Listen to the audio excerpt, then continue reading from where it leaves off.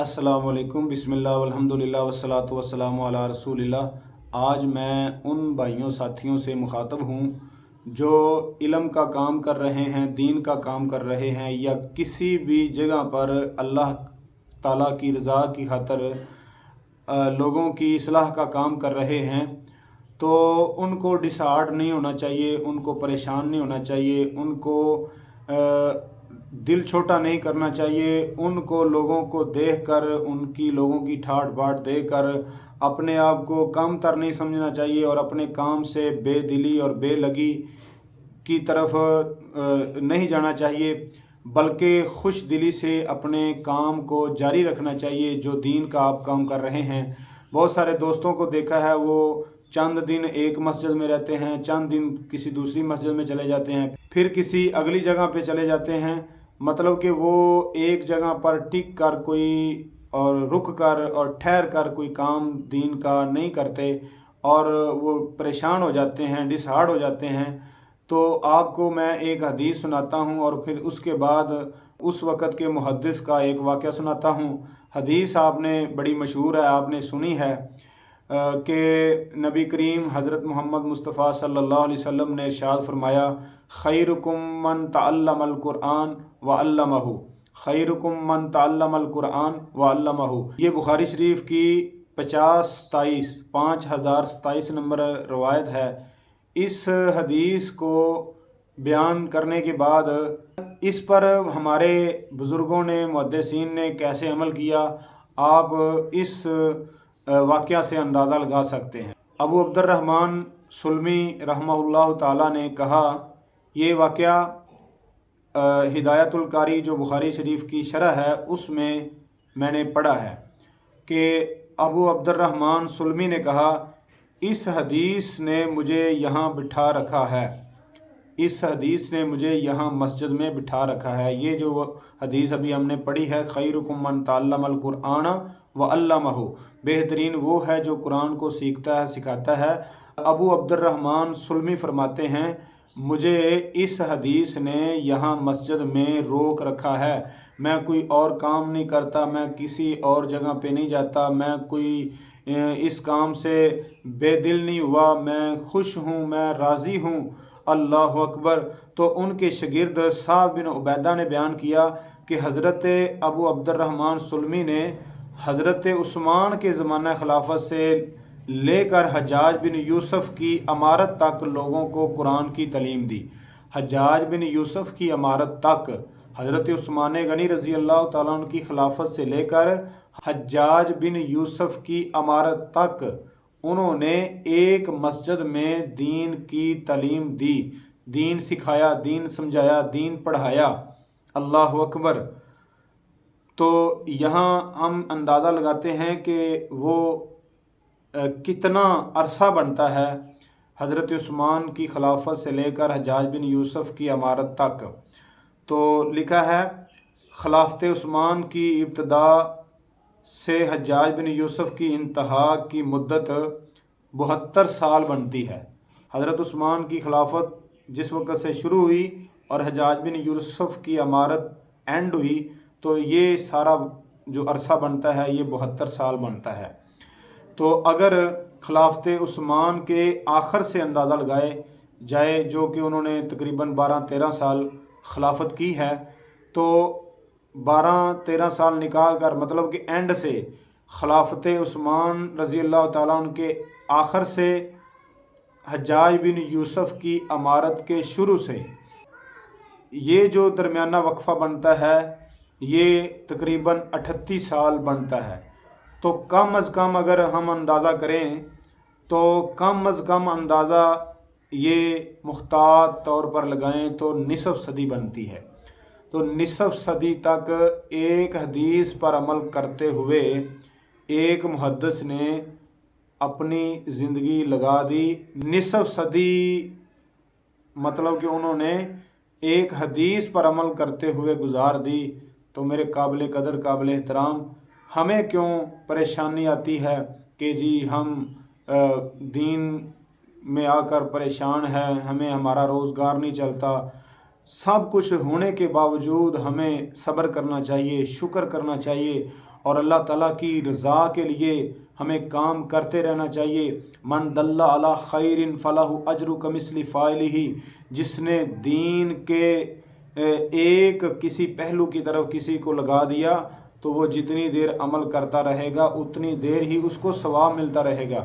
من یرد اللہ بہ خیرا یفقہہ فی الدین، جس کو اللہ تعالیٰ بھلائی جس کے ساتھ رکھنا چاہتا ہے، بھلائی کا ارادہ رکھتا ہے، اللہ تعالیٰ اس کو دین کی سمجھ عطا فرماتا ہے۔ اللہ کے رسول صلی اللہ علیہ وسلم نے فرمایا العلماء ورثۃ الانبیاء، علماء انبیاء کے وارث ہیں۔ نبی کریم صلی اللہ علیہ وسلم نے فرمایا من سلک طریقا یلتمس فیہ علما سہل اللہ لہ طریقا الی الجنہ، جو علم کے راستے پر چلتا ہے اس کے لیے اللہ تعالیٰ جنت کا راستہ آسان کر دیتا ہے۔ فرمایا وَإِنَّ الْمَلَائِكَةَ لَتَضَعُ أَجْنِحَتَهَا، کہ آپ صلی اللہ علیہ وسلم نے فرمایا طالب علم کی خوشی کے لیے، طالب علم کو پروٹوکول دینے کے لیے اللہ کے فرشتے اپنے پروں کو جھکاتے ہیں اور ان کے آگے پیچھے ہوتے ہیں۔ رسول اللہ صلی اللہ علیہ وسلم نے اس طرح بہت ساری حدیثیں بیان فرمائی ہیں۔ آپ صلی اللہ علیہ وسلم نے فرمایا فضل العالم علی العابد، عالم کی شان عابد پر اس طرح ہے جس طرح 14ویں رات کے چاند کی ستاروں پر فضیلت ہے۔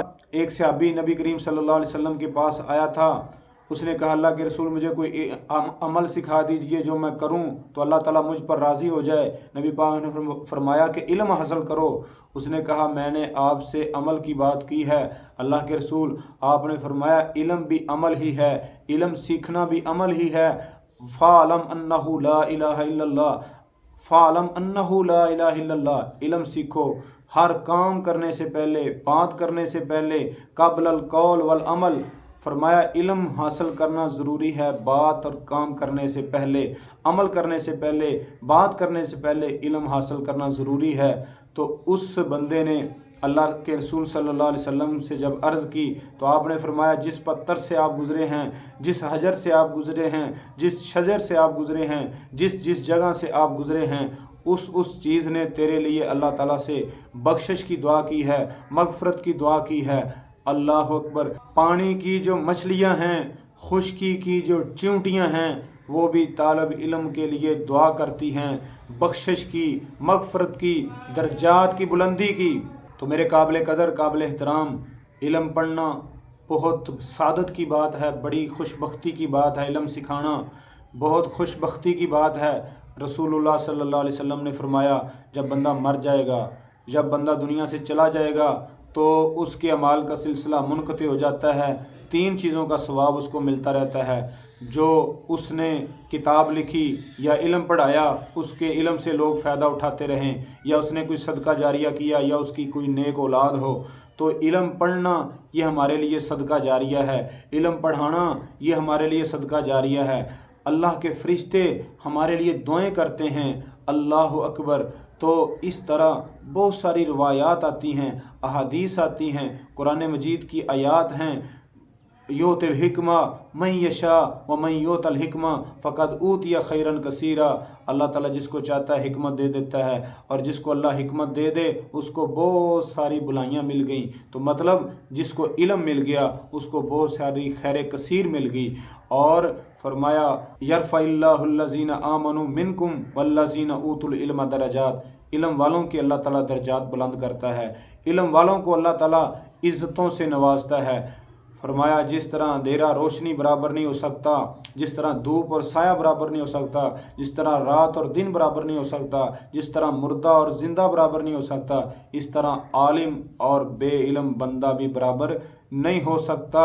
فرمایا انما یخشی اللہ من عبادہ العلماء، علماء ہی اللہ تعالیٰ سے ڈرنے والے ہیں، علماء ہی اللہ تعالیٰ سے ڈرنے کا صحیح حق ادا کرتے ہیں۔ تو بہت ساری روایات اور حدیث اور قرآن اور حدیث کی باتیں حضرت ابو ہریرہ نے اپنی ساری زندگی دین کے لیے لگا دی، اصحاب صفہ نے دین کے لیے لگا دی۔ تو یہ دیندار جو لوگ ہیں، اگر معاشرہ ان کی نہیں بھی قدر کرتا تو ان کو پھر بھی صبر اور شکر کے ساتھ اللہ تعالیٰ سے رضا، اللہ تعالیٰ کی رضا اور اللہ تعالیٰ سے اجر پانے کی امید سے ان کو دین کے ساتھ جڑے رہنا چاہیے۔ معاشرے کو بھی چاہیے کہ اپنے دین والے لوگوں کے ساتھ اچھا رویہ اپنائیں۔ حضرت عبداللہ بن عمر کا غالباً قول ہے یا کسی اور صحابی کا قول ہے کہ عالم بن جاؤ یا متعلم بن جاؤ یا ان کے ساتھ رہنے والے، ان کے ساتھ بیٹھنے والے، ان کے ساتھ تعاون کرنے والے بن جاؤ، اس کے علاوہ کچھ نہ بننا۔ عالم بن جاؤ اور یا متعلم بن جاؤ یا پھر ان کے ساتھ تعلق رکھنے والے بن جاؤ، اور اس کے علاوہ کچھ نہ بننا۔ علماء کا اچھے انداز سے ذکر کیا کریں۔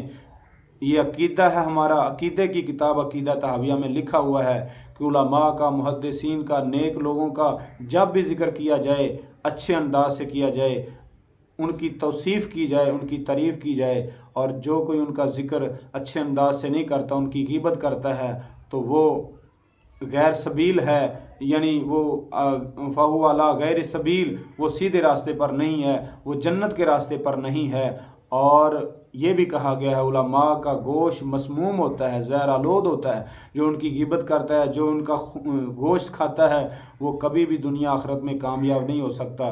اس لیے علماء کی قدر کرنا ہمارے معاشرے کی ذمہ داری ہے۔ تو علماء کے لیے سبق اور درس یہ ہے، میں اپنے لیے بھی کہتا ہوں اور دوسرے بھائیوں کے لیے بھی کہتا ہوں، دوسرے دوستوں کے لیے اور دوسرے اپنے سے بڑے قدردان علماء سے بھی یہ گزارش کرتا ہوں کہ ہمیں اللہ تعالیٰ نے جو ہمیں عزتوں شانوں سے نوازنا ہے یا نوازا ہے، ان چیزوں کو سامنے رکھ کر دین سے پیچھے نہ ہٹیں۔ جو دین سے پیچھے ہٹے گا اس کا دنیا اور آخرت میں جو معاملہ ہے وہ بڑا ہی خراب ہو جائے گا۔